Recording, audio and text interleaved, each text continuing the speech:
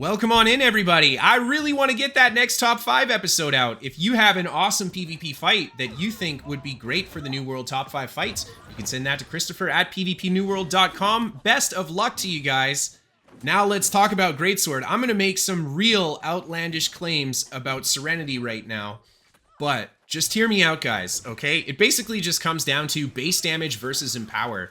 Onslaught stance is an empower. Greatsword has 20% empower plus the honing stone, 27% empower by itself, 42% with onslaught stance. That means if you are using all the empower you can already, you're getting only 8% more empower out of Serenity. So yeah, I guess my argument for why Serenity maybe isn't amazing is that empower is really wasted. If you compare that to maybe, I don't know, putting an off weapon like Inferno on, getting a 15% base damage increase, and then being able to stack that 50% empower through other sources. That's basically what I'm running here, and I gotta say, man, 6k heavy attacks on players are no joke. I've got the equivalent of 150 con build running 50 focus here, and we are just destroying people with this Greatsword. One thing I will say though, and you can see just from the damage there, the fire staff is less than impressive, but this has mostly to do with the fact that these burns are not scaling from strength. I know in previous patches they have scaled from strength, and then they haven't scaled from strength. I don't know if it's just a bug or if Amazon is playing the will they won't they game with this. All I know that is 30 to 40% of fire staff's damage is from burns, so my burns being about a third as strong as they would normally be really hurts fire staff's damage here. But on the plus side, you know, we got good base weapon damage on the fire staff, so the upfront hits are still doing good damage. It's just that lack of burn, man. Honestly, it's a bug. I'm still gonna play Inferno because I freaking love this weapon and I love pairing it with all kinds of cool stuff that I just can't pair fire staff with normally. But man, as soon as people get close to this build, they know that Greatsword is just gonna hurt. And even the spin critting for like 3k plus, oh my gosh. The combos on this are very clean. A heavy attack into the crosscut can easily take out 10 to 12k health from a player. So let's get on to the next clip here. Open in with the burnout into the fireball. Nice big AoE damage. That is really the allure of this build. Let's be honest, Firestaff Greatsword is just chock full of AoE. Basically everything we do is an AoE outside of Firestaff light and heavy attacks, unless you want to go for the flare perk. So yeah, I love that aspect of the build, and it makes it very effective at making a group of players just kind of back off of you, because you can put out a ton of damage on them. And here you can see this guy just being very coy, and I go for the spin through him, try to get the cross cut. He gets a good counter stun, and I roll through, hit the fireball, he dodges it, and then I go for that incinerate, anticipating he'll come back in, but he ends up backing out, and super awkward burnout just into the side of the wall. We're gonna pretend that didn't happen. This guy's got a weird build too. He seems very bulky, but I don't think he's in light armor. See the fireball only hitting him for 2.2k. Maybe he's got like fire resist or something like that. When we connect with the Greatsword, we'll get a bit better idea of how squishy he is. And again, I expect him to be aggressive, but he just is patient and he waits for me. So yeah, we go back to the Greatsword, and this guy was definitely bulky. Only 2.6k on the crit. Next guy ends up coming in. He throws down his trap there. I wait in it with the incinerate. I kind of like doing that. Incinerate's really nice. We do get a weird kind of interaction there. I should have been hit by that hard stun. Either way, another enemy player ends up coming in, and we're just going to start feeding him damage with the Greatsword. The Greatsword, you got to use that offense as defense, I think. It hits super hard, so if people get close to you, you want to remind them why they can't get close to you.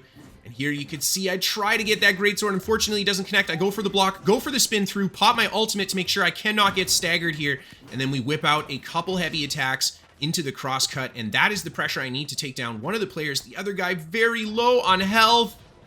Oh my god, man. You know, I think when I'm playing Firestaff Rapier, people are a little quicker to jump on top of me. When I play Firestaff Greatsword, people don't want to get as close to the Greatsword as they do the Rapier. I really think that's like part of the mental game, because so many times I try to go for that counter and people don't jump on top of me. Either way, I don't manage to chase the last guy down, and then I get trapped real bad in here. I'm able to escape, just spamming roll and counter, and here come all the friendlies. That's where all the enemies came from. They were just running away from our friendly group. Either way, moving on to the next clip here. Just hanging out in the enemy outpost. This is basically all I do in Outpost Rush, and we find another very chunky fella here. Look at how little damage he's taking from the Firestaff attacks. Let's try to see how much damage he takes from the Greatsword, and Oh my god, man. I mean, my aim's not amazing, but that tracking... The hatchet nerf to tracking, it affected other weapons too. I don't know what happened, but I'm just missing some heavy attacks. I miss flurry with my rapier a lot too. Those are the... I'll see what else I miss as I play more weapons, but yeah. Either way, I get inside here, do manage to land a nice incinerate on these two. They end up going for pressure on me back. There's a huge spin through that player, and then a cross cut. Oh my god, he almost got 100 to 0'd by that. That was like 3k crit on the spin for each attack, 3k crit on the cross cut, and that's 12k health just like that. Holy crap. And this is where I think, you know, we're winning over Serenity because we have that base damage increase, because we don't have two perks just focused on heavy attacks. We can take perks like penetrating backstab, etc. We can have more damage to all of our abilities instead of just focusing on the one part of it and not playing, you know, well over that empower cap. Yeah, I don't know, guys. I think I'm onto something here. Maybe I'm wrong. Who knows? Either way, moving on to the next clip. Again, I think this was a different OPR. I jump on that guy from behind, and his Phoenix pops, and as soon as someone's Phoenix pops, I just leave. You know, their whole goal once that pops is to get the kill so they don't die. If I just run away, it's hard for them to get that kill, so he ends up going down to the last bit of the Phoenix proc. And this guy pops out the door and he hits me with a sweep. Very not cool. He lands this spear stun and he goes for the pokes with the rapier. Oh, we got to be careful. I go for the Greatsword ability through, forcing the direction change. And then around the corner, I load that burnout. I love doing that. If you can with burnout, people can't see you wind it up.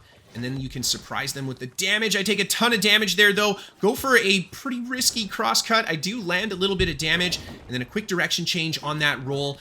And I pop the ultimate to heal up. Again, another gap close through these guys. Oh my god, gotta love refreshing and 50 focus. Absolutely amazing. And I managed to actually get through the group and out to the other side. I try to go for some pressure there, but I get knocked over from the side. Unfortunately, not covering with my block there on the Calamity counter. But I do manage to break distance and survive. One character or enemy player looks like he just went around the back end there. And we find this poor guy here. He's just aiming his bow at me, and oh my gosh, he gassed his stamina. Anyway, here's a look at the build, guys. I have a old version linked down below if you want to see it. We should have 350 strength, and in OPR, because I had a few more points, I actually had 25 in intel to give me a tiny little bit of burning damage increase. I don't know how worthwhile it was. Yeah, I'll be honest, I tried a bunch of different specs. I found that the focus on strength with 100 dex seemed to be the best all-around damage option for this setup. You could get a little bit more Greatsword damage if you change it up more, but then you really start to hurt the Fire Staff damage.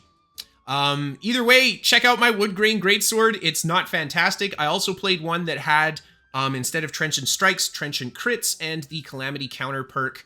I like Trenchant Crits more. I think I'm going to stick with that one. And you can see here that I've got Tumbler Boots for that last little bit of Empower. I did play a little bit of this with the Endless Thirst, and I'm starting to think the Endless Thirst is actually really bad. I have better results with my other earring, so maybe I'll go for a different jewelry artifact piece. Either way, that's the build. Thank you guys for watching, and I'll see you next time.